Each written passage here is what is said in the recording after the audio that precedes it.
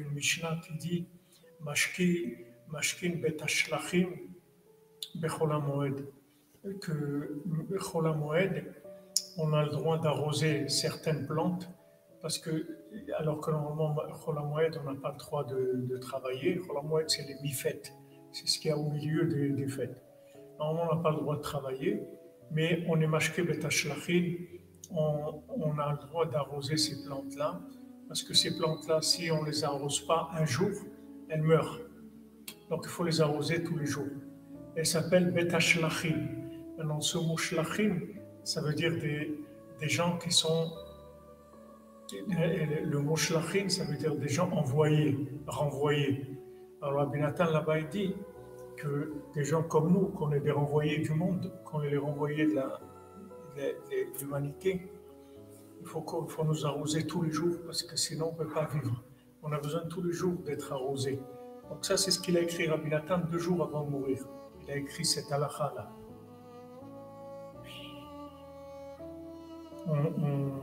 Bien que maintenant il était très faible à ce moment-là, et Rabbi Nathan, imaginez-vous 2 jours avant sa mort, dans quel état il était, il s'est renforcé, il a écrit et ce qu'il a compris, c'est-à-dire ce qu'il a vu à ce moment-là. En fait, Rabbi Nathan, plus arrivé à la fin de sa vie, et plus il voyait le message de Rabbeinu, que en fait, tout c'est que de la miséricorde d'Hachem, et qu'il va y avoir une révélation de la miséricorde qui va être totale, c'est-à-dire on va arriver à une miséricorde totale, ça va dépendre juste de la foi des gens.